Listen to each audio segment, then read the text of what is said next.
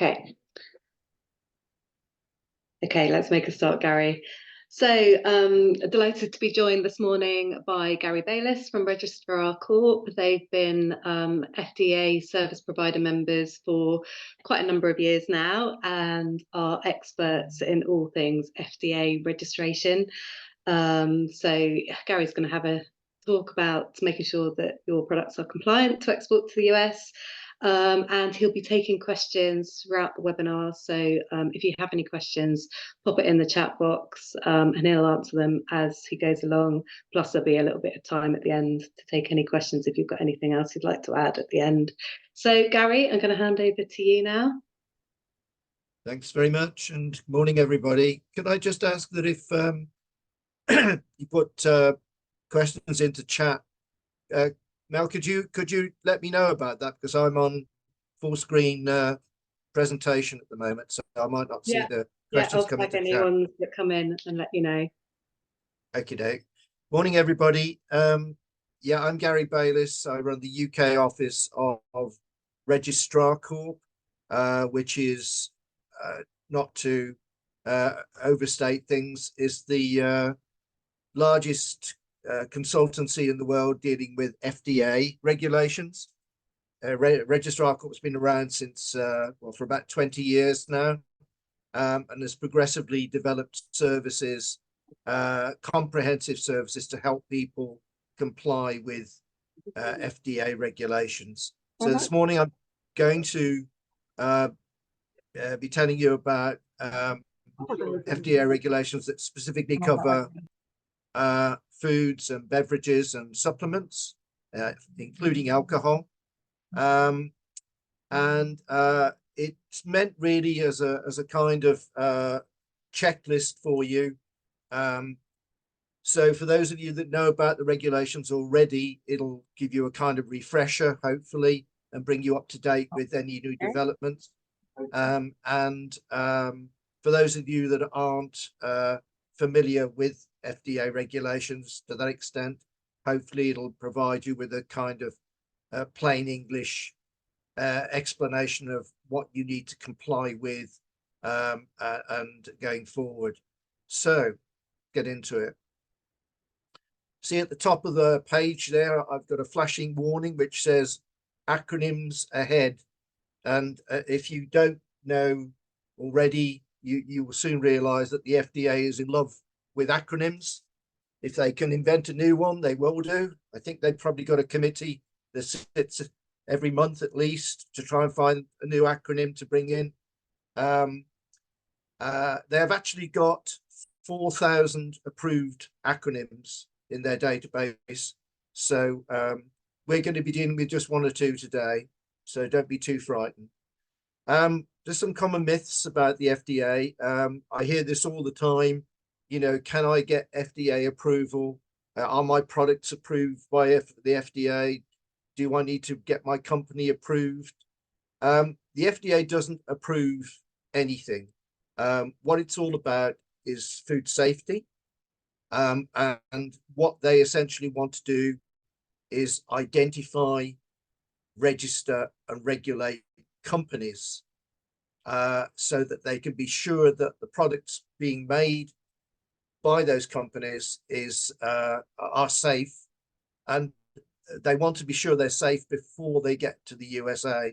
Oh, just something to mention, if anybody's head down doing copious notes, don't worry. The slides will be available for you afterwards, and I know the thing's being recorded as well.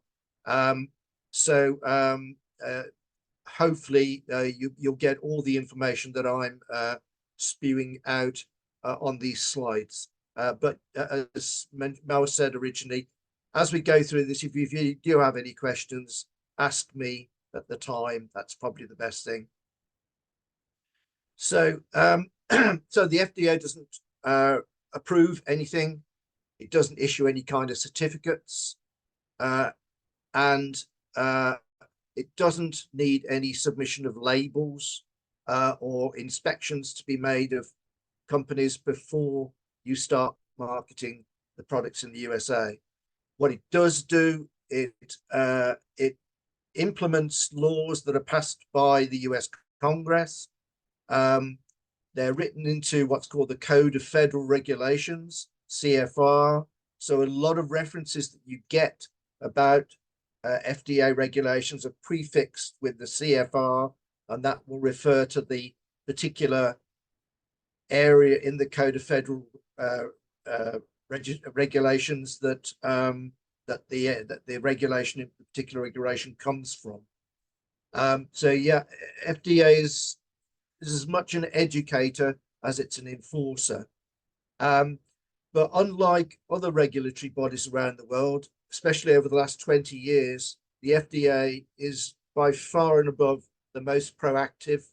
They reach out around the world to regulate exporters and suppliers far more than other regulatory bodies in other countries. And really the point at which you are likely to come under scrutiny from the FDA is rather more at the ports and airports of arrival, because they randomly inspect goods at those points.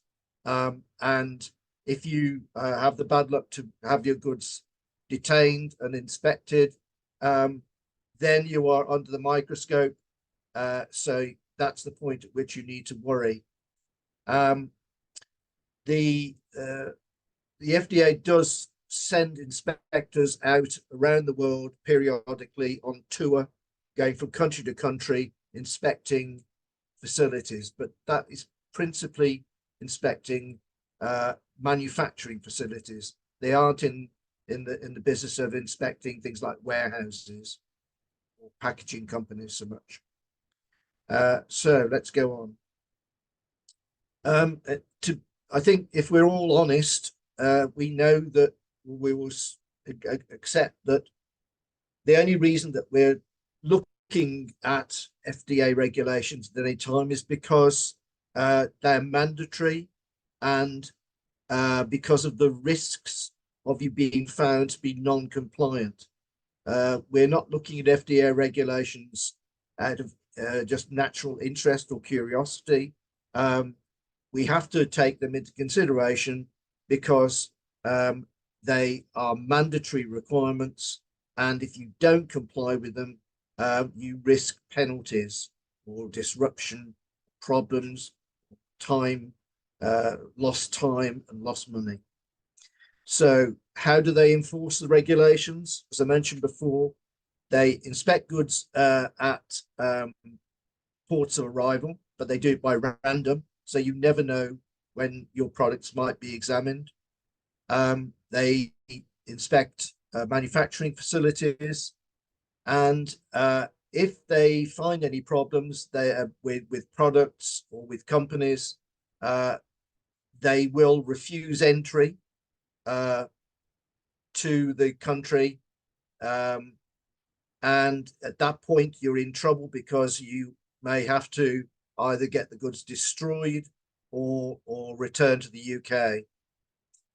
If you fall foul of the FDA, they will issue import alerts, kind of general warnings to industry that certain products or certain companies have encountered problems with the FDA.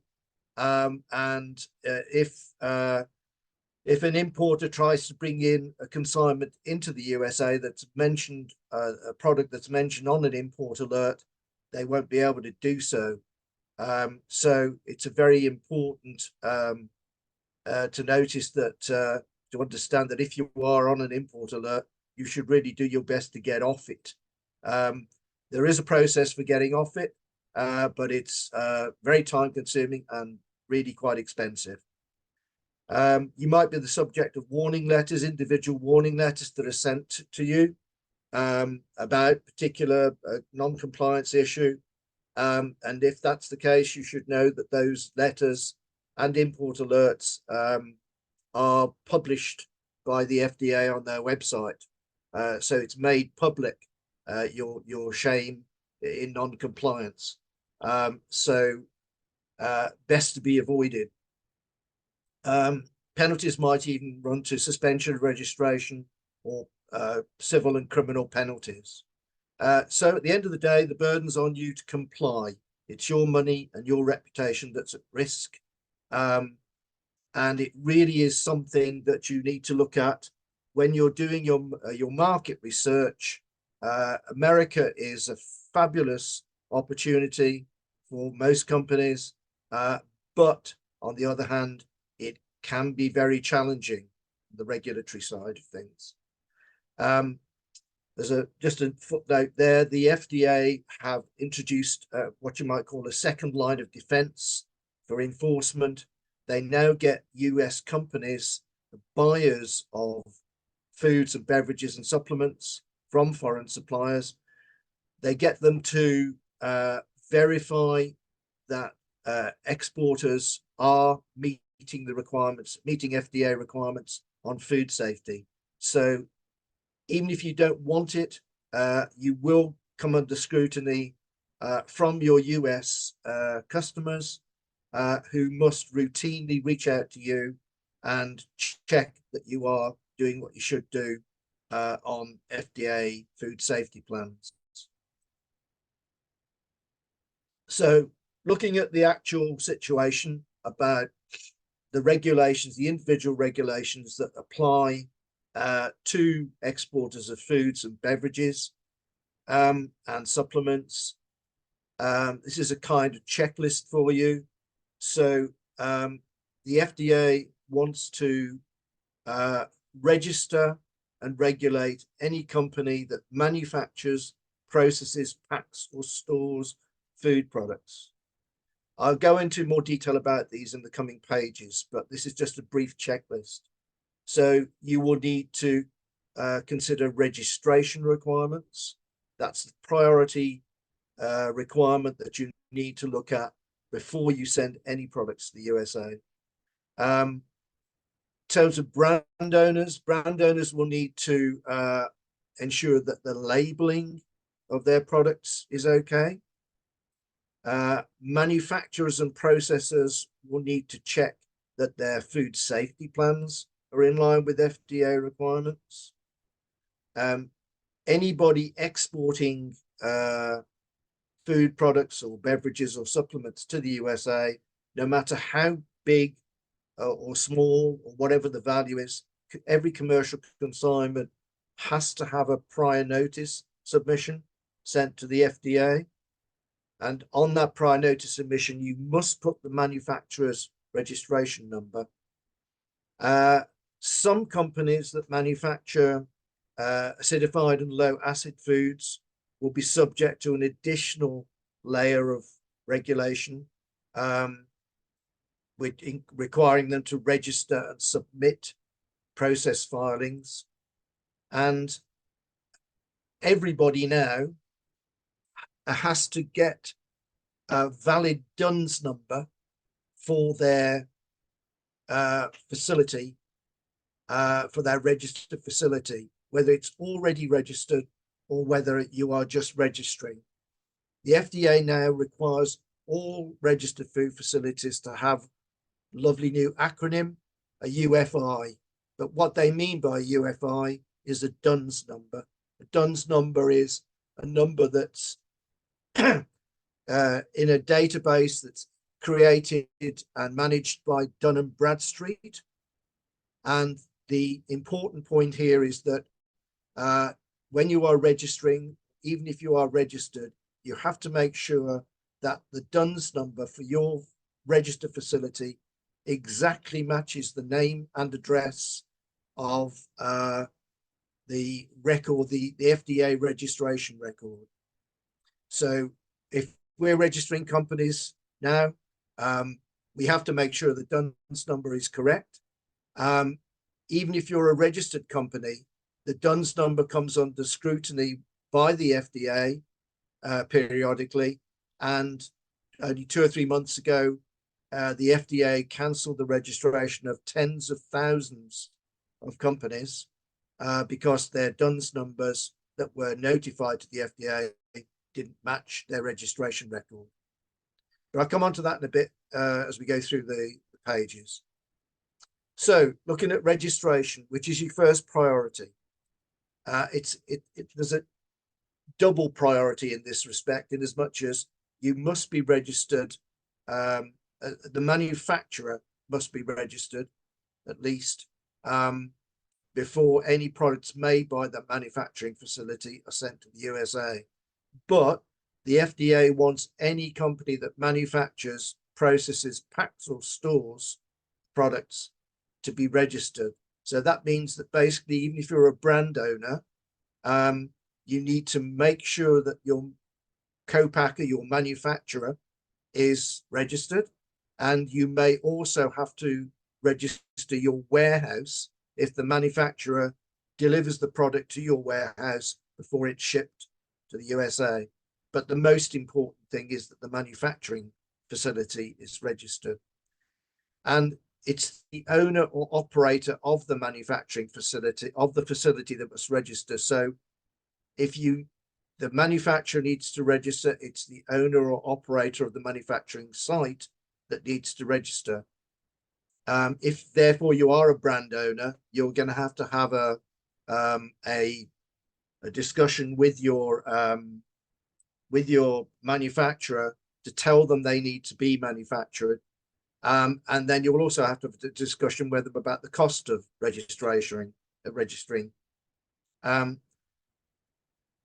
In order to register a facility that's located outside the USA, you firstly need to appoint a US agent. That's to say the FDA wants there to be a company in America that it can contact easily in case of any issues arising with the registration. It will come as no surprise to you to tell you that's what Registrar Corp does. When you are appointing a US agent, you really need to have a company that understands about FDA regulations and knows what has to be done about them. It's very poor economy basically to appoint a distributor as your US agent because there's a lot of responsibility on the shoulders of the US agent, and you don't really want to be appointing somebody who knows nothing about the regulations. There are some exclusions as to which companies don't need to register. So if you are, for example, a trading company, or you make products in your own kitchen at home, if it's a transport only, if it's farms, if you're a retailer, or if we're talking about fishing vessels or USDA regulated facilities. USDA regulates all products of animal origin.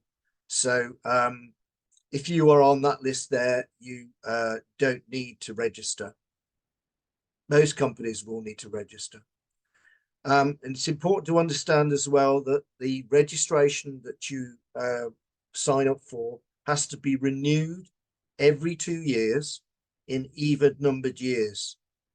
The FDA is not very good at making things easy for people. Unfortunately, it's every 2 years in even numbered years. So as you can see, 2024 is a renewal year. If you are already registered with the FDA, you'll need to renew that registration later this year between 1st of October and the 31st of December. If you fail to renew your registration, it'll be cancelled by the FDA in the early days of January 2025. So I'm coming along today, hopefully, not only with challenges, but with solutions. So I want to kind of reassure you that everything that we're going to be talking about today, Registrar Corp has got solution. And the principal solution for companies for registration is that we will act as US agent for companies, and we actually, when we register companies, we will issue a certificate of registration. Now, it's important actually because the FDA doesn't issue any certificates, and very likely you will be asked by US buyers for evidence that you are registered it's one of the first things they will ask you when they start to deal with you, because they want to make sure you're registered so that there's no hold-ups when the goods arrive in the USA. Yeah, just to go back, there's a link there that anybody can go to register a facility. So if you need to register, just go through there, appoint us as US agent, and we will register your facility for you. Just to take a moment or two to explain about our US agent service. Registrar Corp isn't the cheapest in the business. There are lots of companies out there, cheap and cheerful, tend to be like one-man businesses with one office in Florida usually. Seems to be a lot of regulatory consultants in Florida. Must be the sunshine. But the difference between us and them is, of course, that they are cheaper than we are, but we provide a far more comprehensive service than these companies. And I've highlighted the things here where our difference is. We have 20 global offices, so we have offices and people and available to you locally that you can speak with any time you like about any issues to do with the FDA, and we will help you.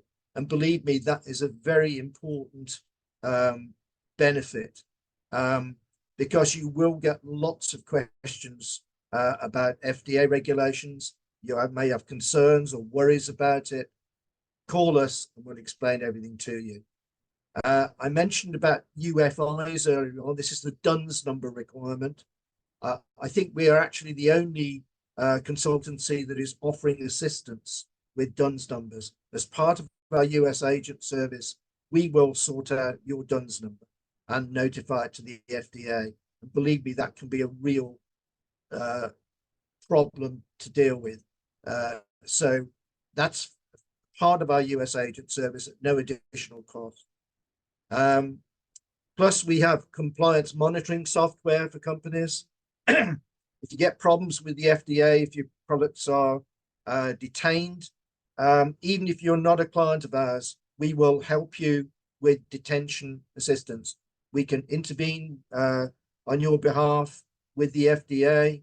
There may be some additional costs involved in us doing that, but we can help you if you get your goods detained by the FDA, and it may be possible for us to get them released for you once we explain the requirements that FDA need to be to be solved. We also offer what we call mock FDA inspection services in the event that you are notified by the FDA that they're coming to inspect your place. You might be rather worried because they're there for 2 or 3 days and the inspections are very intense.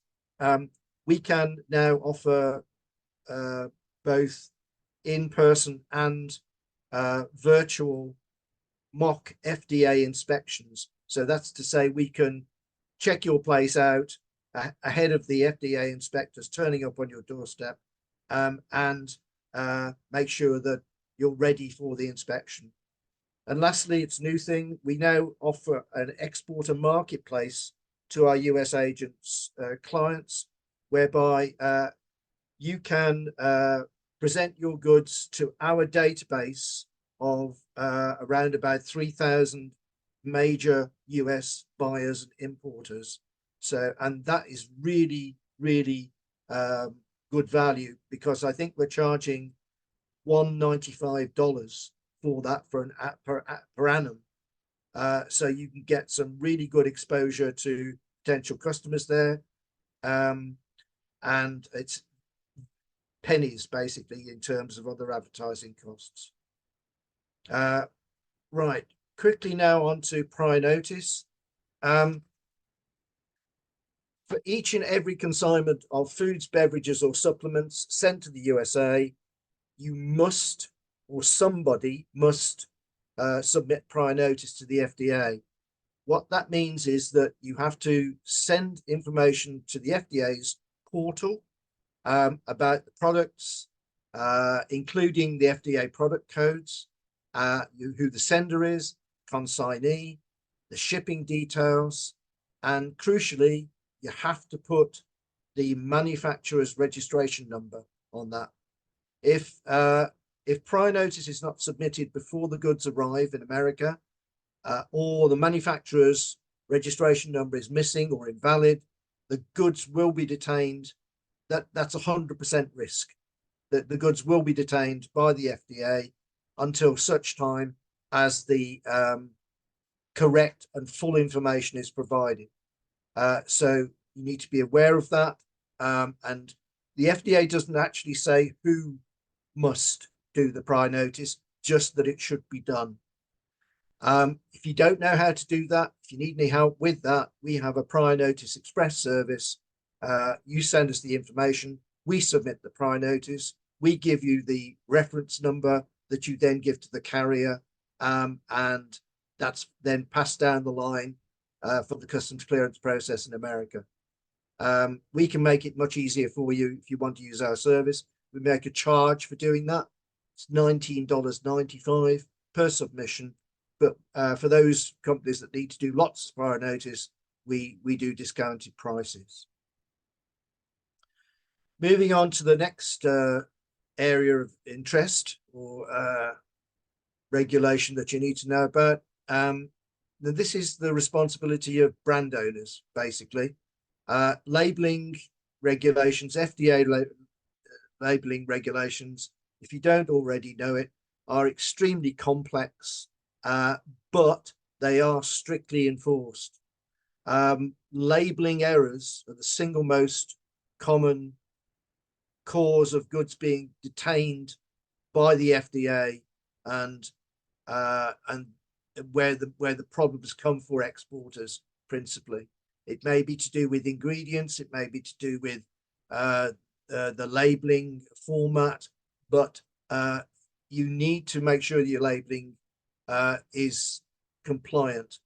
In that case, the solution we provide is that if you send us copy labels, we will do initial assessments and send you feedback free of charge. And that will highlight any compliance issues with your ingredients, labels, packaging, or the products themselves. And then you can consider using our what we call label remediation services if you want us to bring your labels into compliance. Difference between us and other labeling companies, there's quite a few labeling companies about, certainly obviously in the UK there is. But the difference between us and other ones is that our specialists are not only labeling specialists, they are in many cases food scientists, and they are FDA specialists as well. So we can be sure that we are giving you everything you need to know about labeling, not just the label format, if that makes sense. And significant differences, we will stand behind the labels that we help to create. I don't know any other company that will do that. What that means basically is that if you have problems with labels that we create, or help you create, then we will intervene with the FDA to resolve the issue. That means to say that we will stand behind those labels. Now, it's only happened about half a dozen times in the last 20 years where we've had labels queried by the FDA, but on each occasion, we've been able to show that the FDA is wrong and we are right. We're that good. Additionally, we now have software that's available to you to help you calculate nutritional values for the nutrition facts charts that are on labels. That's a very good opportunity for anybody.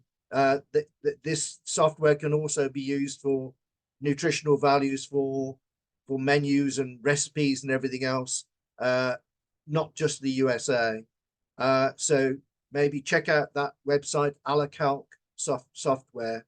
But if you would like to send us copy labels for your products, we will give you free assessments and tell you basically just how wrong they are. Moving on to the other important point with sending products to the USA. The FDA is all about food safety, and it all comes under the umbrella of one piece of legislation called the Food Safety Modernization Act, FSMA. And you at least need to know about this, even if it doesn't directly affect you. These regulations really apply to manufacturers. So if you're a brand owner, you need to know about them because you need to check that your manufacturer complies with these. If you are a manufacturer, you need to know that you comply with FSMA for two reasons. One is that you will be asked, as I mentioned earlier, by your US customers about your compliance status with food safety plans. At some stage, they will have to, they're under an obligation to reach out to you to get that information. That's so if you want to check this out, then we can help you. Basically, if you make use of our free food safety wizard at this link, it will tell the manufacturing facility its compliance status with FSMA, and it will do a gap analysis so that you can then see from that what might need to be done to bring the food safety plans into compliance with FDA. If there is a need for them to be modified, your food safety plans to be modified, we can help you. We can help you in two ways. We have in-house specialists that can create or modify food safety plans, or we now have online training. This might be of interest to anybody out there, not just for the USA, but for their other food safety requirements. We now have a whole series of 100% online food safety training courses at very good prices. The advantage with this is that you can do these courses at your own pace. If it may be that you want to know about food safety plans just for your general interest, but any food safety operatives can make use of these courses to bring them up to speed with all the latest food safety regulation. I mentioned at the outset that there are certain companies that manufacture acidified or low acid foods.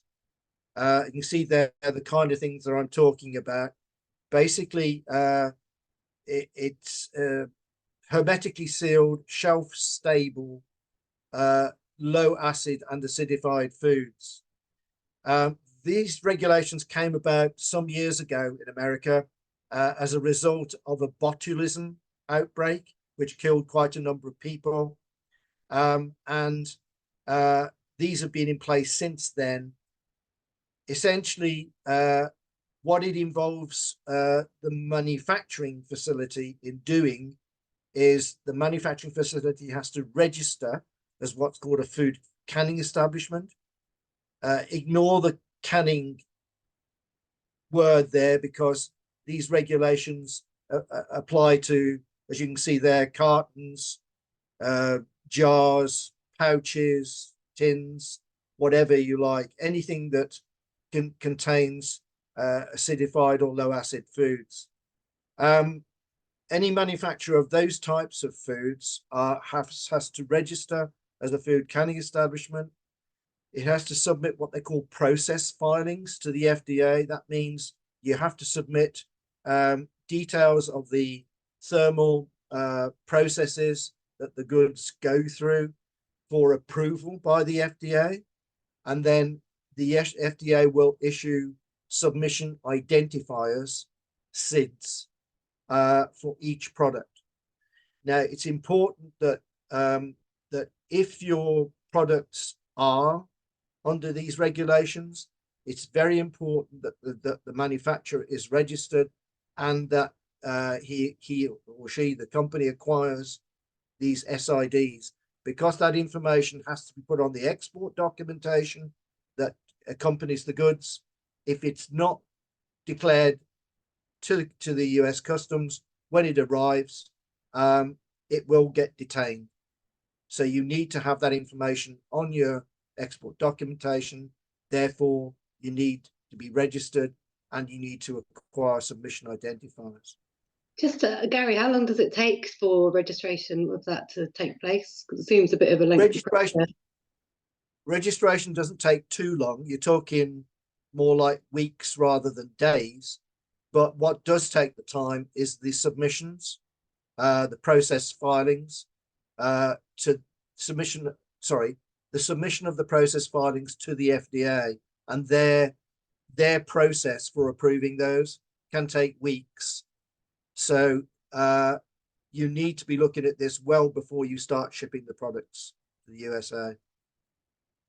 We can help with that. We have what we call an FCE SID management service, whereby we can help you get registered and submit the process filings and acquire the SIDs from the FDA.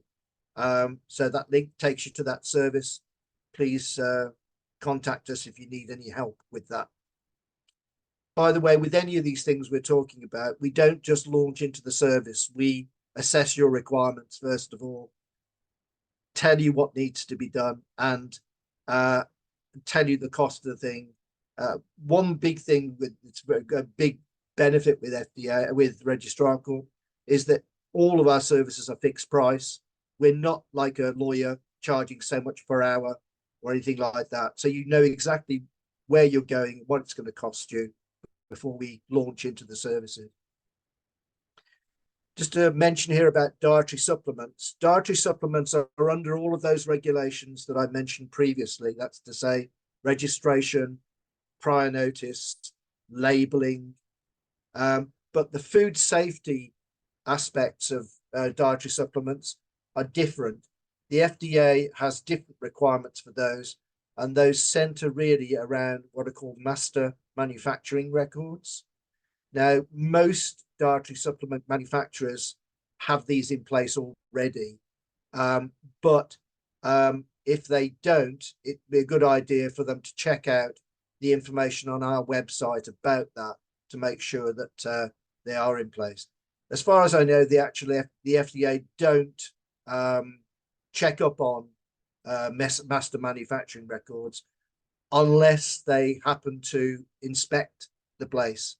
And if they do inspect the registered facility, then obviously they will be looking at MMRs.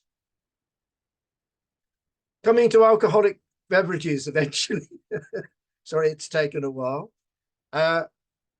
Alcoholic beverages, these products are actually perhaps more regulated by a different another bureau, another regulatory authority in the States, and that is the US Alcohol and Tobacco Tax and Trade Bureau, commonly known as the TTB. So the TTB regulates the distribution and marketing and things like excise duties and interstate movements of alcohol in the USA. When we're talking about alcohol here, we're talking about wines, spirits, beers, and hard ciders.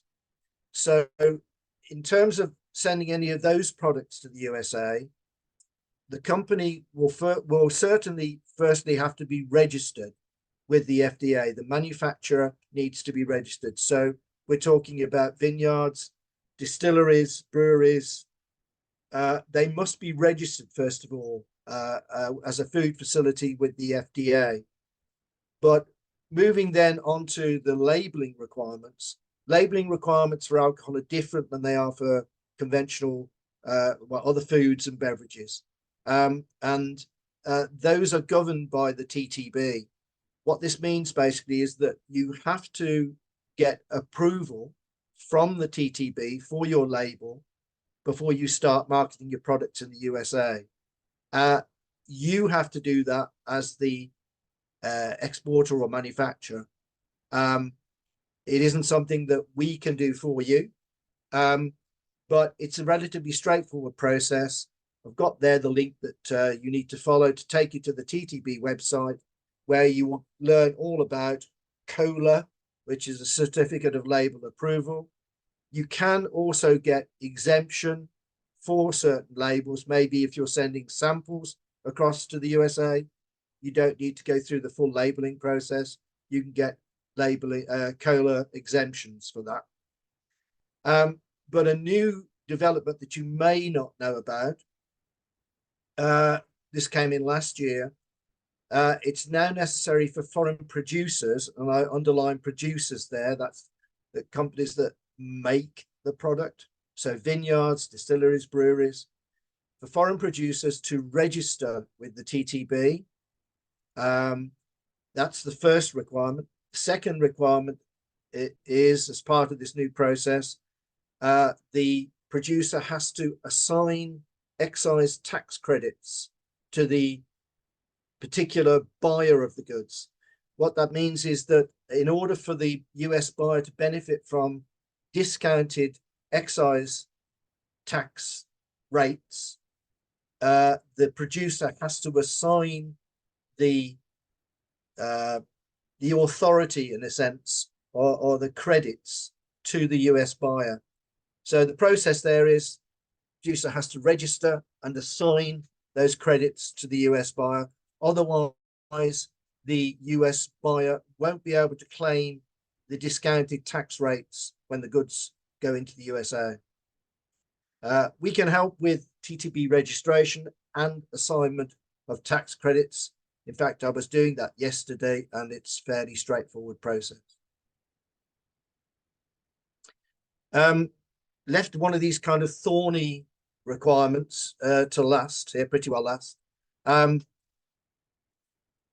If you send foods, beverages, or supplements to the USA unsold, that's to say, if you send them to somebody like Fulfillment by Amazon or to a 3PL in America, with the purpose of them sitting in that warehouse and being sold and distributed from that warehouse, you will incur additional challenges, if I can put it that way, with both customs clearance in America and with the FDA. I'm on this only going to concentrate on the FDA requirement.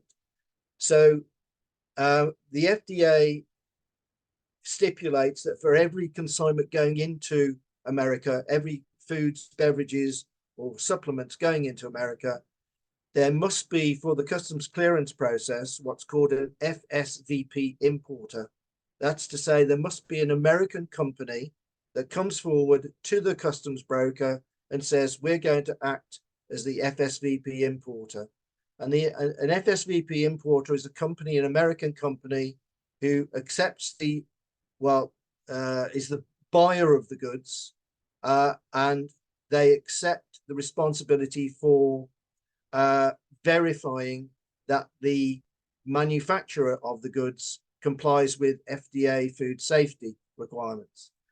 However, when goods are sent to a fulfillment center or to a 3PL in America, those companies won't act as the FSVP importer. They won't act either as the importer of record for customs clearance purposes. And this means that the FDA then looks to the exporter to deal with FSVP importer requirements. But the exporter can't do that because they're not an American company. In order to act as the FSVP importer, you need to be an American company with permanent offices and permanent staff.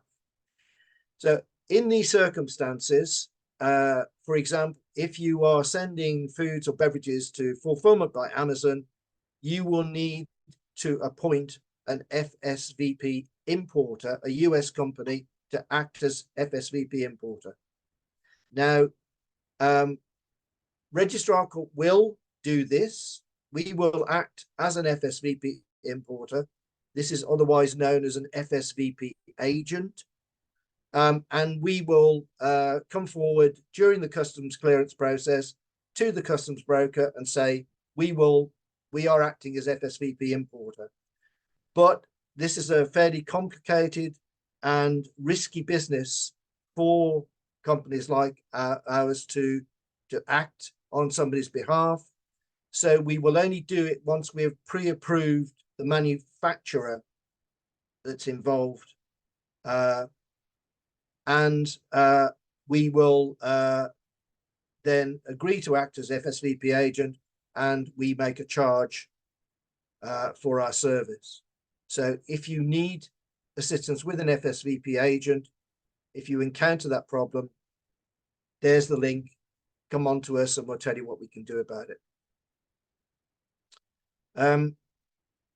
When you sign up for registration with the FDA, you give the authority, the FDA, to come and inspect your premises. Companies receive notices of inspection, typically about 2 or 3 months in advance of the FDA descending on them. And quite often they get notices which are eventually never come, the inspection never comes to fruition. It's a kind of, I suppose, a frightener from the FDA to make sure that you are doing what you should be doing. But when they do come to inspect your premises, it is an intense 2-3 day process, and you really are grilled by the FDA. We offer a service we call a mock inspection service. First of all, we will tell you all about the inspection. We have a document that explains everything that the FDA is going to be doing when they come to inspect. And we give you then the opportunity for us to provide you with a mock inspection service. So basically, we act as an FDA inspector would do and check out your food safety processes so that you know that you are well prepared for when the inspector comes to your door. That's a link there for the mock inspection service. Just finishing up here now with 1 or 2 things that aren't necessarily to do with the FDA, but that you should perhaps be aware of. That is that if you're sending anything like products of animal origin to the USA, the regulations that you'll have to take account of there are issued by another body, which is the Department of Agriculture, US Department of Agriculture. We don't advise on those regulations, but we can tell you about them. Alcoholic drinks, as I mentioned earlier on, are now subject to additional regulation by the TTB. Organic products, you will need to get organic approval from an authorized body here in the UK that is accepted by the US authorities as an authoritative body. In order for your organic, I think the USDA run an organic scheme. So to get what the French called homologation, you need to get firstly certified in the UK. And just a little bit of horizon scanning here. In the near future, the FDA intends to introduce food traceability regulations. If you want to learn about that, you can go online at that link there. A number of US states are also doing their own thing when it comes to regulation. They are introducing their own food safety regulations and enforcing them. I know that, for example, they have their own, pretty well every US state has got its own regulations about bottled water, but now they're expanding out into other things. I learned of one state that fined a chocolate manufacturer recently something like $5,000 due to the level of heavy metals, I think it was cadmium, in the product. and I understand that cadmium is actually naturally occurring in cocoa or whatever. So you need to be careful about that. It doesn't do any harm to kind of keep up with information about that. We will do our best to tell you about it. And also something else on the horizon is EPR. If you haven't already come across that in the UK and Europe, extended producer responsibility for packaging. That's starting to become an issue in the USA, both at federal level and at state level. So you might be watching out for packaging regulations in the near future. Well, we finished it without too many questions. But if you have any questions now, I'll be more than happy to help you understand about FDA regulations. Yeah, if anybody's got any questions, just come off the mute and go ahead and ask. The main thing I've got is I'm going to a trade show in Chicago in May. Yep. I'm an independent whiskey bottler, so I don't produce. I trade whiskey from dozens of different distilleries and get bottled at a bottling hall. The purpose of the trade show is to kind of hopefully pick up an importer and distributor. We don't have those channels in the USA at the moment, so it's kind of partly the reason we're going, and also because we got funding from Edinburgh Council, so that helps. So yeah, they asked about me kind of getting my stuff over there, and they asked about a DUNS number. Obviously, we went through that, an FDA number, and then a TTB COLA waiver, which I think's what you're saying about, because it's samples, kind of getting that waived. And then prior notice is mentioned. How quick and easy is all that to kind of get in place? Because I mean, I'm only going to be taking probably a couple of cases, I'd imagine, because obviously it's spirits, so it's not a big deal. I sympathise with you. I have this conversation a lot with new exporters and with smaller companies. The fact of the matter is, unfortunately, for the manufacturer must be registered. So the distillery that you are buying from needs to be registered. I'm afraid there's no way around it. Would that be the case even for the samples, or you just mean more long term? Yeah, because unfortunately, yes. Yeah, the way the kind of whiskey industry works is really we buy directly from distilleries. There's a lot of traders and brokers in between, so it makes it even harder. So for me to even know if one is registered or not, I might not even have a relationship with the ones owned by Distill, for example. I don't have anyone at Distill I could even email to ask. Well, you should. I mean, bearing in mind you've got to do this. There's no way around it. You could take a flyer if you like and send the stuff out without doing prior notice. People do that. People have a number of people I speak to have been doing that for 2 or 3 years until they realise that they should be doing prior notice, and the carrier should be telling them about that as well. But in your situation, I would suggest that you have a word with your manufacturers, your distillers, to see if they are already registered, because a lot of them may well be registered from having exported before at some stage in the past. But no, I'm afraid there's no way around it. You've got to be, the manufacturer's got to be registered, and you have to do a prior notice submission. Would it not be simpler if there's a list on the USA side that says, here's everyone that's registered and here's who we don't have registered? No, unfortunately, the FDA doesn't make the registration database public for security reasons. So they do that for things like medical devices and drugs. You can go looking for, manufacturers in their databases for those things. But unfortunately, they don't publish their database for food facilities registration for security reasons. So coming back to the uncomfortable truth, and that is that your manufacturer will have to be registered, and you will have to do a prior notice submission. Yeah. So Okay.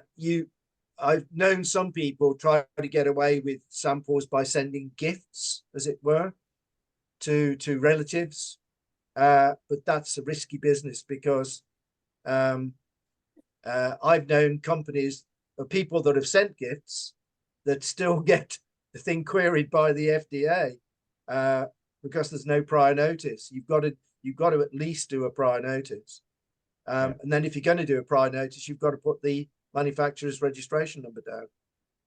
So for commercial consignment. Yeah, so you can't just maybe hope and think that they are registered. You have to kind of give the number, and you can't get the number without talking to the manufacturer. Yeah, you only have to give the registration number. You don't have to give the name.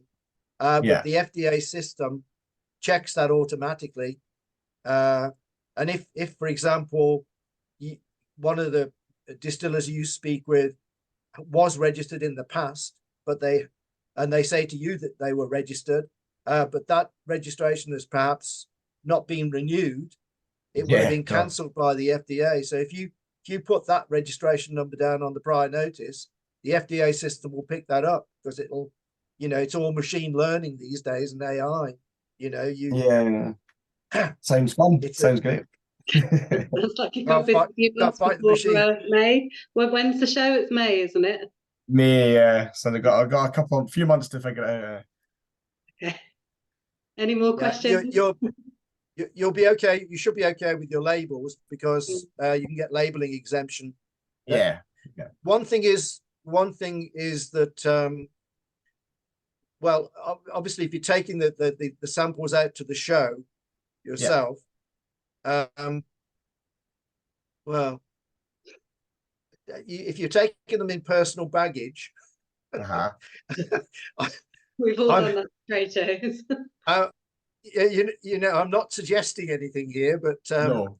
I have been to trade shows myself in Mexico a couple of times, and each time I've gone with the Department for Business and Industry, whatever they're called now, and Trade, and I've helped my clients by taking their samples for the trade show in my suitcases. I mean, a lot of my industry peers, basically, that's what they do, and it's obviously not the fully legal way of doing it, but I mean, that seems to be just the simplest. I'm definitely certainly not online. No, to the public suggesting you do that. But if you send a commercial consignment, if you send it with a carrier, like FedEx or UPS or DHL, something like that, they are actually supposed to tell you that you need to do a prior notice submission when you send a consignment of foods, beverages, or supplements. But they invariably don't do that. It's buried somewhere in their conditions. And a lot of people come to a sticky end because they don't do prior notice. They don't know about it, and then the stuff gets detained until such time as somebody does do a prior notice and provides the manufacturer's number. If you're in the unfortunate position that the manufacturer isn't registered, then you've got to rush around like crazy to get the manufacturer registered in order to put it on the prior notice in order to get your goods released. So it's risky business. Thank you. Really running over time. Is there anybody else got any final questions? It's Shirley here. Sorry, I joined really late. I got delayed. That's all right, Shirley. We'll send you the recording afterwards. Good. Gary, I think what I'll do is I'll catch up with you afterwards, because I've got some questions for you, because I do have some interest in the US. I've got a non-alcoholic brand, so probably not as complex as what Ryan's got to deal with, but I'd like to have a conversation with you, because I wanted to join the FDA meeting in June, the speciality event, and also I've been invited to other events as well. So I just wanted to walk you through specifically what I need to do for those up and coming events. More than happy. More than Okay. happy to explain. And Right. for everybody else listening, by the way, I run my own company, which is called Export Access, and I help with regulations in other countries, not America. So I run the US office for the UK office for Registrar Corp for everything FDA, but my own company helps with regulations in China, India, Middle East, North Africa, Southeast Asia, Australia, Canada, Brazil, and Mexico. So Yeah, you'll be later in the year, won't you, talking about other markets? Yeah, for us. Yeah, so as I said, we will be sending out the recording after this. Just a few notices from FDA side. We've got another export operations webinar coming up on the 12th of March, and that is with members Johnston Carmichael on understanding international tax. So if that's something that you're interested in, register on the events page. Final call out for stands for Cial Paris in 19th to 23rd of October. I think it's pretty much full on the UK pavilion. So if that's still on your radar and you haven't got in touch with the team at PS8 yet, please do go ahead and contact them ASAP. And then just one to watch for, we will be launching our FDA trade mission to South Korea, which is going to be taking place 9th to 14th of June.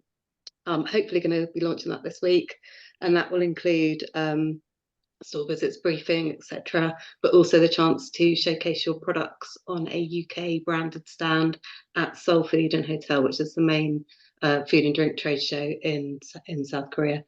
So they're the few things that are just on the horizon, just to take note of. But finally, just want to say thank you, Gary. That was a really comprehensive, detailed look at FDA registration. I'll send around the webinar recording with Gary's contact details if you want to get in touch with him about any of the services that he offers. But yeah, thank you very much for attending, and we will be in touch soon. All right, thanks very much, everyone. Thank you. Thanks. Bye. Bye. Bye.